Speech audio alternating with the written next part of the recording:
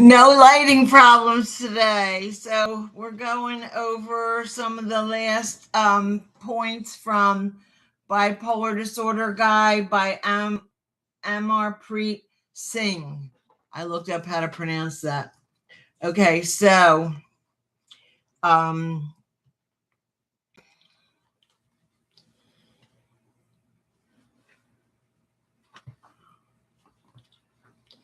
I'm going to read a paragraph, but it's a tiny paragraph, but I really just want you to focus on the end. You can also get support from people who are not directly connected to you, such as support agencies, your own financial assets, your internal assets or resources, including your own intelligence, creativity, determination, ingenuity, sense of humor, and compassion, among other. So that's a lot of positive qualities that people that have this illness can have. So they have stumbling blocks that are internal and external. And the next section is how to overcome the obstacles that are blocking your coping resources.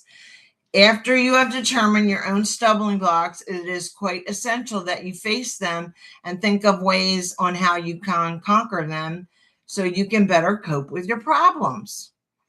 There may be times when you have to challenge your own beliefs to get past your stumbling blocks.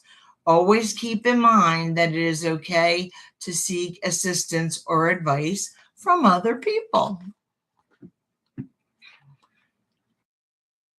This is hard to turn the page and it's so tiny. We've heard this a million times, still important. Ensure you sleep properly. If possible, be in bed no later than 10 and wake up around 7. Eat healthy. I'm not going to go into that much. Exercise. Accept things you cannot change. There's a prayer in the addiction world, and I thought it was Catholic, but it's not. Give me the serenity to know what I can change and what I can't change, and the wisdom to know the difference. I never liked that prayer, and my husband got really mad when I said that, because it's acting as if, and this is my personal feeling, from my religion, I know that if I pray, some things can change. There's the perfect will of God, and there's the permissible will of God. So the permissible will of God, you can't get into the explaining what God is, because nobody completely understands of it. But to pray for a miracle at Lourdes, or somebody that has cancer and gets cured, these prayers can get answered. And you have to do research. It's a lot, because I went to the seminary. It's about permissible and perfect will of God. So we all want to line up with the perfect will of God, because then we're on track with God. That's wonderful. But he listens to all our prayers. And even if the answer isn't yes and it's no, sometimes it's maybe, and sometimes it happens a little later down the pike where it affects our salvation or the salvation of other people, and is in line with the Holy Spirit. So you kind of have to do the research. I got off on some religious stuff. Make a daily routine. Build a regular routine, which will also help your moods. Take all of your medication properly.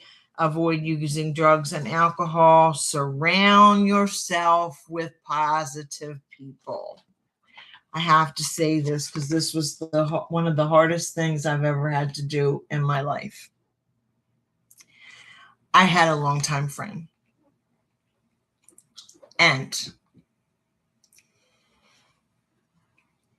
it was hard to be everything for her and not leave a hoot and a holler for me. And it's not physical, it's not wealth. It was my time, my concentration, and a lot of her demands were kind of toxic for me. A many-year relationship, and I had to let it go. I had to let it go. I don't really have any regrets because as soon as I let that go, my life was considerably less stressful. I'm not saying everybody should do that. I'm not saying every friend is toxic. I'm not saying you don't have enough in yourself to help someone who's toxic. But if you're trying to maneuver your world and get all these factors going in your world, sleep, exercise, all those things we go over and over. Sometimes people don't see that you can't be without all of the things that we've been learning on this channel. So instead of being happy, snappy, I got sad. Oh, well, I'll be happier tomorrow. So take care. Have a snip, snappy day. Bye.